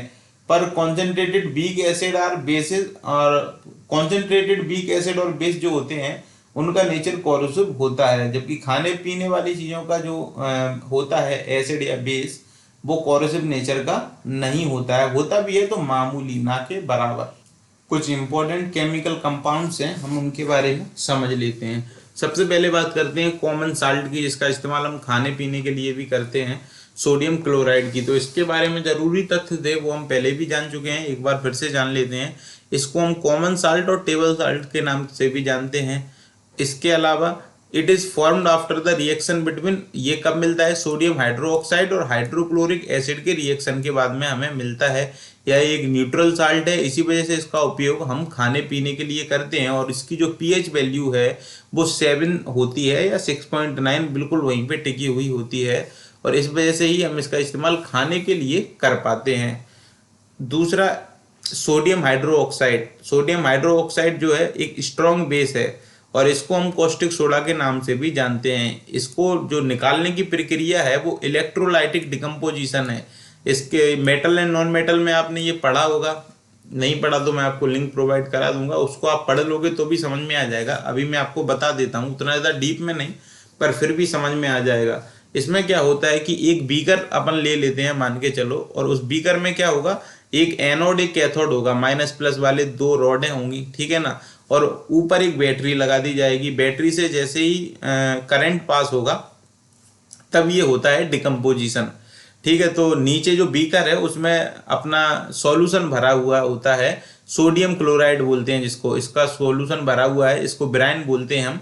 और इस प्रोसेस में ब्राइन जो होता है एक्वस सॉल्यूशन सोडियम क्लोराइड का, ये डिकम्पोज, ये टूट जाता है और ये सोडियम हाइड्रोक्साइड बनाता है, ठीक है ना। तो इन दिस प्रोसेस, इस प्रक्रिया में क्लोरीन जो है वो एनोड पे मिलती है और हाइड्रोजन गैस कैथोड पे मिलती है एज बाय प्रोडक्ट। तो जो क्लोरीन है, क्लोरीन को निकालने के लिए इसका उपयोग किया जाता है, इस प्रक्रिया का उपयोग किया जाता है। तो इसमें जो गैस है हाइड्रोजन, वो कैथोड पे मिलेगी। जैसे ही करंट पास होगा तो जो ये क्या करेगा, सोडियम हाइड्रोक्साइड था जो, ठीक है ना, ये जो ब्राइन है सोडियम क्लोराइड, ये डिकम्पोज हो जाएगा, डिकम्पोज होगा, टूट जाएगा। ये अपने आयंस को क्या करेगा, डिसोसिएट करेगा सॉल्यूशंस के अंदर, और ये कैथोड के पास में क्या होगा, एनोड। तो क्लोरीन हमको मिलेगी कैथोड के पास में, और हाइड्रोजन गैस मिलेगी, सॉरी, क्लोरीन मिलेगी एनोड के पास में, हाइड्रोजन गैस मिलेगी कैथोड के पास में एज बाई प्रोडक्ट। और इस पूरी प्रक्रिया को हम क्लोर अल्कली प्रोसेस के नाम से जानते हैं। इस तरीके से होती है। सोडियम क्लोराइड जब पानी में होता है और बाद में ये टूट कर सोडियम हाइड्रोक्साइड प्लस क्लोरीन और हाइड्रोजन बना लेता है। तो जो प्रोडक्ट हमें मिलते हैं इलेक्ट्रोलाइसिस करने के बाद में, ब्राइन के इलेक्ट्रोलाइसिस करने के बाद में, वो क्या मिलते हैं? तो हाइड्रोजन गैस जो बचती है उसका फ्यूल की तरह इस्तेमाल हो जाता है कई जगहों पर, ठीक है ना। अमोनिया बनाने में, फर्टिलाइजर्स के लिए वहाँ इस्तेमाल हो जाता है। गैस होती है उसका इस्तेमाल पानी को साफ करने के लिए, पीवीसी को बनाने के लिए और सीएफसी पेस्टिसाइड कई सारी चीज़ों को बनाने के लिए होता है। और इस क्लोरीन का इस्तेमाल बड़े तौर पे मैन्युफैक्चर करने के लिए ब्लीचिंग पाउडर और हाइड्रोक्लोरिक एसिड बनाने के लिए भी किया जाता है। Sodium hydroxide is used for degreasing metals, metal को डिग्रीस करने के लिए वहाँ पे इस्तेमाल होता है। और manufacturing of paper, soap, detergent, artificial fibre, ये सब बनाने के लिए भी सोडियम हाइड्रोक्साइड का ही उपयोग किया जाता है। ब्लीचिंग पाउडर, ब्लीचिंग पाउडर को हम क्लोराइड ऑफ लाइम के नाम से भी जानते हैं। ये एक सॉलिड और पीला, येलोइश वाइट कलर का होता है, पीला और सफ़ेद सफ़ेद से कलर का होता है। ब्लीचिंग पाउडर को हम आसानी से पहचान सकते हैं। क्यों पहचान सकते हैं? इसकी जो स्मेल होती है क्लोरीन की, उसकी वजह से। तो जब कैल्शियम हाइड्रोक्साइड मतलब कि स्लेक्ड लाइम रिएक्ट करता है किसके साथ? क्लोरीन के साथ में। असल में ये है तो वही कैल्शियम हाइड्रोक्साइड ब्लीचिंग पाउडर जो है, ठीक है। जब ये रिएक्ट करेगा किसके साथ में? क्लोरीन के साथ में, तो ये हमें देता है कैल्शियम ऑक्सीक्लोराइड, जिसे हम कहते हैं ब्लीचिंग पाउडर। क्या देगा? कैल्शियम ऑक्सीक्लोराइड ब्लीचिंग पाउडर, और साथ में देगा पानी। तो ये रहा, सिलेक्ट लाइम लिया हमने, एक्वस है, और क्लोरीन गैस ली, दोनों को मिलाया तो ब्लीचिंग पाउडर मिल गया और वाटर भी मिल गया। तो aqueous solution of bleaching powder is basic in nature. Bleaching powder का जो एक्वस सॉल्यूशन होता है, पानी में अगर इसको घोल दो तो ये बेसिक नेचर का होता है। और ये जो ब्लीच टर्म है, ब्लीचिंग ब्लीचिंग कर रहे हैं, जो ब्लीच शब्द है इसका मतलब होता है रिमूवल ऑफ कलर, कलर को रिमूव करना। तो bleaching powder is often used as bleaching agent, तो ब्लीचिंग एजेंट की तरह इसका इस्तेमाल होता है कलर वगैरह को निकालने के लिए। It works because of oxidation chlorine in the bleaching powder. ये काम कैसे करता है? क्योंकि ऑक्सीडेशन होती है जो क्लोरीन के अंदर in the bleaching powder is responsible for bleaching effect. तो ब्लीचिंग पाउडर के अंदर जो ब्लीचिंग इफेक्ट होता है वो किसके बेस पे काम करता है? ऑक्सीडेशन के बेस पे काम करता है। ऑक्सीडेशन होता है, इस वजह से ये ब्लीच होती है। तो chlorine in the bleaching powder is responsible for bleaching effect. तो पानी को साफ करने के लिए आपने देखा होगा क्लोरीन का इस्तेमाल करते हैं। तो कोई भी चीज साफ किस वजह से होती है? क्लोरीन की वजह से। तो ब्लीचिंग पाउडर के अंदर क्लोरीन होती है, इस वजह से वहां पे आपको ब्लीचिंग इफेक्ट देखने को मिलता है। इसके इस्तेमाल क्या है? तो इसका इस्तेमाल पानी को साफ करने के लिए, मॉस रिमूवर, वीड किलर्स, ये सब के लिए किया जाता है। तो bleaching of cotton textile industries, bleaching of wood pulp, paper industry, कई चीज़ों की ब्लीचिंग साफ सफाई होती है। तो इसके अलावा ये जो ब्लीचिंग पाउडर है एक ऑक्सीडाइजिंग एजेंट है कई इंडस्ट्रीज के अंदर। तो पेपर इंडस्ट्री वगैरह कई जगह पे इसका इस्तेमाल ऑक्सीडाइजिंग एजेंट के तौर पे भी किया जाता है। अब बात करते हैं बेकिंग सोडा। तो ये एक दूसरा और एक और इम्पोर्टेंट प्रोडक्ट है जो कि इसके बाय प्रोडक्ट को भी इस्तेमाल करते हैं, और ये भी क्लोर अल्कली प्रोसेस के द्वारा निकाला जाता है। The chemical name of baking soda is sodium hydrogen carbonate. ये आपने याद रखना है। बेकिंग सोडा का जो केमिकल नेम है वो क्या होता है? सोडियम हाइड्रोजन कार्बोनेट, और कह सकते हैं हम इसको सोडियम बाइकार्बोनेट। तो एसिड या बेस के साथ में इसका रिएक्शन क्या होगा ये आप समझ सकते हैं, क्योंकि ये क्या है? बाइकार्बोनेट है। तो ब्रेड और soda, cooking soda, bicarbonate of soda, sodium bicarb, bicarb of soda, simply bicarb, ETC, इन सब में इसका ये चीज़ें होती हैं, इस्तेमाल किया जाता है। बनाते कैसे हैं इसको ये देख लेते हैं। तो बेकिंग सोडा जो है ये रिएक्शन ऑफ ब्राइन है, ठीक है ना। ये रिएक्शन किसका है? कार्बन डाइऑक्साइड का। ब्राइन को जब कार्बन डाइऑक्साइड और अमोनिया के साथ में रिएक्ट कराते हैं तो हमें मिलता है बेकिंग सोडा, और इस प्रोसेस को कहते हैं सोल्वे प्रोसेस। तो ये रहा सोडियम क्लोराइड और वाटर मिला के हम इसे ब्रेन बोलते हैं, जो कि हम ऊपर पढ़ चुके हैं। प्लस यहाँ पे कार्बन डाइऑक्साइड और अमोनिया है, बाद में क्या मिला हमें, अमोनियम क्लोराइड मिला प्लस सोडियम बाइकार्बोनेट मिला, जो कि क्या है, बेकिंग सोडा। तो इस प्रोसेस में सोडियम कैल्शियम कार्बोनेट का इस्तेमाल होता है सोर्स ऑफ CO2 की तरह, ठीक है। And the resultant calcium oxide is used to recover ammonia and ammonium chloride, और बची कुची जो कैल्शियम ऑक्साइड है उसका इस्तेमाल हम अमोनिया और अमोनियम क्लोराइड को रिकवर करने के लिए। अब आपको ये चीजें समझ में आ गई होंगी ये कैसे बनाया जाता है और इसका काम क्या है, इस्तेमाल क्या है। तो बेकिंग सोडा का इस्तेमाल चीजों को बेक करने के लिए भी किया जाता है। और एक टर्म आएगा कि जो ब्रेड है या वो है उसमें सोडा डाल देते हैं तो वो फूल क्यों जाता है। फूल इस वजह से जाती हैं वो चीजें, स्पंजी इस वजह से हो जाती हैं क्योंकि कार्बन डाइऑक्साइड गैस जो होती है वो उसमें रिएक्ट करती है, ठीक है ना, और उसी की वजह से, गैस के रिसाव की वजह से ही वो फूल जाता है। तो आपने ये याद रखना है। इसके आगे हम बात करते हैं ये जो सोडियम बाइकार्बोनेट है इसकी प्रॉपर्टीज क्या है। तो ये क्रिस्टलाइन होता है, सॉलिड होता है, और ये हमें दिखेगा कैसा, पाउडर की तरह दिखेगा। तो सोडियम हाइड्रोजन कार्बोनेट यानी कि बेकिंग सोडा ये एम्पोथेरिक नेचर का होता है। सोडियम हाइड्रोजन कार्बोनेट ये स्पेरिंगली सॉल्युबल इन वाटर, ये पानी में सॉल्युबल होता है। Thermal decomposition of sodium carbonate baking soda, ठीक है।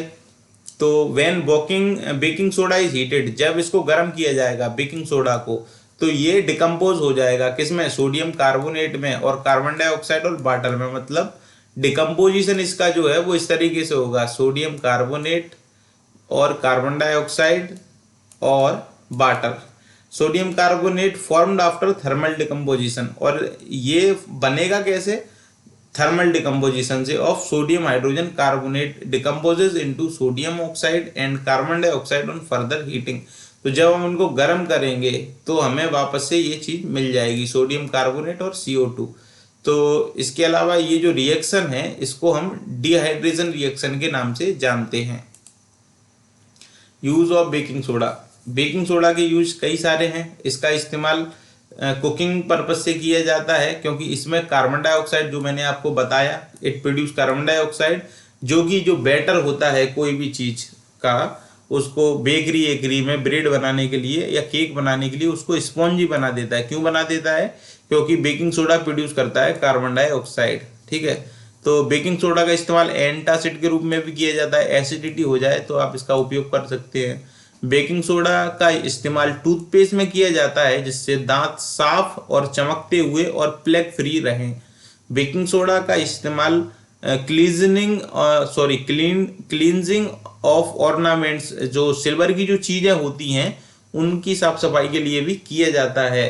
तो since sodium hydrogen carbonate give carbon dioxide and sodium oxide on strong heating, thus it is used as fire extinguisher। तो इस कारण से इसका इस्तेमाल जो है आग बुझाने के लिए भी किया जाता है। तो जहां आग लग रही होगी वहां आप इसको बेकिंग सोडा फेंक दोगे या कुछ भी करोगे तो वहां पे आग बुझ जाएगी। बेकिंग पाउडर, तो baking powder produce carbon dioxide on heating, जब इसको हम गर्म करते हैं तो कार्बन डाइऑक्साइड निकलता है, ये प्रोड्यूस करता है बेकिंग पाउडर। तो इसका इस्तेमाल हम कुकिंग के लिए करते हैं, बैटर को स्पॉन्जी बनाने के लिए। और बेकिंग सोडा भी कार्बन डाइऑक्साइड प्रोड्यूस करता है हीटिंग पे, पर इसका इस्तेमाल हम कुकिंग के लिए नहीं कर सकते, खासकर हीटिंग के समय। तो बेकिंग सोडा प्रोड्यूस, क्योंकि बेकिंग सोडा जो है वो सोडियम कार्बोनेट और कार्बन डाइऑक्साइड दोनों ही बनाता है, प्रोड्यूस करता है। और जो सोडियम कार्बोनेट है ये टेस्ट को बिटर कर देगा, इस वजह से ये उतना ज्यादा यूजेबल नहीं है। इस वजह से बेकिंग पाउडर का इस्तेमाल किया जाता है, हालांकि काम वहां भी वही हो जाएगा, ठीक है ना, पर वो टेस्ट बिगाड़ देगा। सोडियम हाइड्रोजन कार्बोनेट ये बेकिंग सोडा है, इसको हीट किया तो बना सोडियम कार्बोनेट, और ये जो तीनों चीजें बन गई हैं।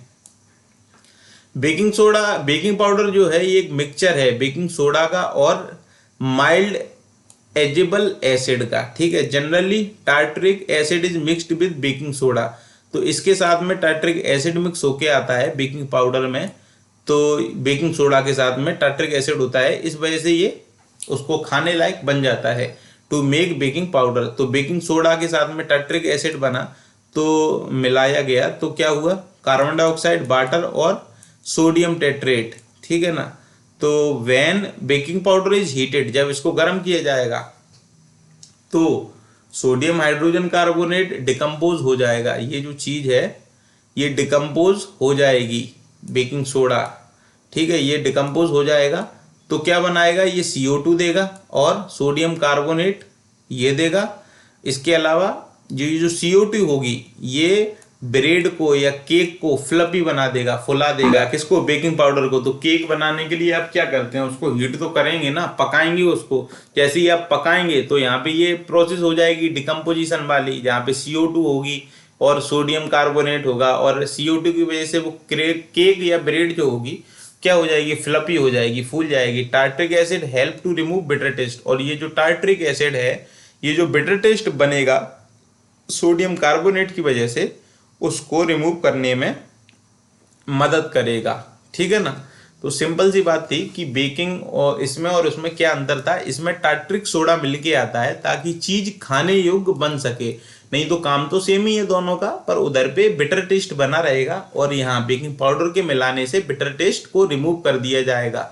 टार्ट्रिक एसिड उस रिमूवल के लिए जिम्मेदार होता है। बासिंग सोडा की बात करते हैं हम, तो इसको सोडियम कार्बोनेट भी कहा जाता है। तो बनाने का मेथड क्या है, तो sodium carbonate is manufactured by the thermal decomposition. Thermal से मतलब आप समझ लो यहाँ इस्तेमाल होता है हीट का, तो ऑफ सोडियम हाइड्रोजन कार्बोनेट। तो सोडियम हाइड्रोजन कार्बोनेट का थर्मल डिकम्पोजिशन होता है और इस प्रोसेस को सोल्वे प्रोसेस कहते हैं। होता क्या है ये देख लीजिए आप। पहले तो सोडियम क्लोराइड और कार्बन डाइऑक्साइड और अमोनिया और वाटर को आपस में मिलाया गया, रिएक्ट कराया गया, जो भी समझ लो। मिला क्या हमसे, जो प्रोडक्ट मिला, अमोनियम क्लोराइड मिला और सोडियम बाइकार्बोनेट मिला, ठीक है। अब सोडियम बाइकार्बोनेट को हमने किया गर्म, ठीक है। जैसे ही हम इसको गर्म करते हैं सोडियम बाइकार्बोनेट को, तो ये डिकम्पोज हो जाता है, थर्मल रिएक्शन हो रहा है ना ये। तो यहाँ पे हमें CO2 मिलती है, वाटर मिलता है और साथ में मिल जाता है सोडियम कार्बोनेट, मतलब कि बासिंग सोडा जिसकी हम बात कर रहे हैं। तो sodium carbonate obtained in this process is dry. तो इस प्रोसेस में जब ये निकाला जाता है तब ये ड्राई होता है, सूखा हुआ होता है। इस वजह से हम इसको सोडा एस कहते हैं। क्या कहते हैं, सोडा एस, या कहेंगे एनहाइड्रोस सोडियम कार्बोनेट। तो washing soda is obtained by rehydration of, तो इसको बासिंग सोडा कैसे लेते हैं हम, रिहाइड्रेशन करके। तो एनहाइड्रोस या सोडा एस को सोडियम कार्बोनेट का रिहाइड्रेशन करके हम बासिंग सोडा को ऑब्टेन करते हैं। तो सोडियम कार्बोनेट ये रहा और इसको पानी के साथ में हमने रिएक्ट कराया और बाद में ये बन गया हमको सोडियम कार्बोनेट हाइड्रेटेड, और ये वो चीज़ है जो हमको चाहिए है। पहले हमें ये मिला था, ये कैसा है, डिहाइड्रेटेड है, सूखा हुआ है, ड्राई है, और यहाँ पे हम इसको सोडियम सोडा एस बोल रहे हैं। और बाद में हमने इसको क्या किया, रिहाइड्रेट किया, इसमें पानी मिला दिया, और पानी मिलाने के बाद में ये सोडियम कार्बोनेट जो था वो हाइड्रेटेड हो गया। तो since there are 10 water molecules in baking soda, baking soda के अंदर 10 वाटर मॉलिक्यूल्स होते हैं, और इसी वजह से हम इसको सोडियम बाइकार्बोनेट डिहाइड्रेट कहते हैं। क्या कहते हैं, सोडियम बाइकार्बोनेट डिहाइड्रेट कहते हैं बासिंग सोडा को। क्यों कहते हैं, क्योंकि इसके अंदर 10 वाटर मॉलिक्यूल्स होते हैं। Sodium carbonate is a crystalline solid, ये क्रिस्टलाइन सॉलिड है और ये पानी के अंदर सॉल्युबल है। When most of carbonate are insoluble in water, जबकि ज्यादातर जो कार्बोनेट्स होते हैं वो पानी के अंदर इनसॉल्युबल होते हैं, पर सोडियम कार्बोनेट सॉल्युबल होता है। ये याद रखना आपको। यूज देख लेते हैं सोडियम कार्बोनेट के। तो कपड़ों को साफ करने के लिए ग्रामीण इलाकों में, डिटर्जेंट, केक पाउडर, ये सब बनाने के लिए, परमानेंट हार्डनेस ऑफ वाटर, इसको मिटाने के लिए, और गिलास और पेपर इंडस्ट्रीज में इसका काम किया जाता है। वाटर ऑफ क्रिस्टलाइजेशन, ये टर्म हमने पहले भी समझा था कि जहाँ पे सॉल्ट जो होता है, ठीक है, तो कई सारे सॉल्ट में क्या होता है, पानी होता है, और उसे हम हाइड्रेटेड सॉल्ट बोलते हैं, और यही इसी को कहते हैं वाटर ऑफ क्रिस्टलाइजेशन। क्योंकि जो मॉलिक्यूल होता है वाटर का वो किसके साथ कंबाइन होता है, सॉल्ट के साथ में। तो इसके एग्जाम्पल भी मैं आपको पहले बता चुका हूँ। तो ये कंप्लीट ही है चीज़। तो सोडियम क्लोराइड जो है इसको निकालने का मेथड क्या है, ये जो सॉल्ट है जो हम खाते पीते हैं, तो बहुत सारा जो वाटर होता है सी का, उसको अलग अलग ऐसे तरीके से बना के रख लेते हैं। फिर क्या होगा, धूप पड़ेगी तो एवापोरेशन होगा, पानी पानी उड़ जाएगा, बाद में बचेगा क्या, सोडियम क्लोराइड, ठीक है ना। फिर उसको और अच्छे से थोड़ा करके प्रोसेस 2-4 करके वो फिर खाने लायक आयोडीन वगैरह में मिल ही जाता है। Rock salt, the form rock salt हमें मिलता है माइंस से, खदानों से। तो ये पत्थर की शक्ल में ही मिलता है और इसमें बहुत सारी इम्प्योरिटीज होती हैं। तो deposits of rock salt are usually remain of inland seas which evaporated 1000 और मिलियन ऑफ ईयर एगो। तो ये हमें कैसे मिलती हैं रॉक सॉल्ट की डिपॉजिट, ये जो समुद्र है, ये सीज है जो एवोपोरेट हो गए हैं 1000 और मिलियंस ईयर एगो, उन्हीं की शक्ल में हमें ये मिलती है। वो हो क्या गए थे, एवोपोरेट हो गए थे गर्मी की वजह से, और उन्होंने शक्ल ले ली थी इन चट्टानों की जो कि दब गए उसके नीचे, तो हमें ये वहाँ से मिल जाता है। रॉक सॉल्ट को हम NaCl कहते हैं विद इम्प्योरिटीज के साथ हैं। इसी के साथ में ये चैप्टर ख़त्म होता है। कोई भी समस्या, प्रॉब्लम, जो भी कुछ हो वो आप मुझसे पूछ सकते हैं, और जो लिंक है नोट्स की वो आपको डिस्क्रिप्शन में प्रोवाइड करा दी जाएगी।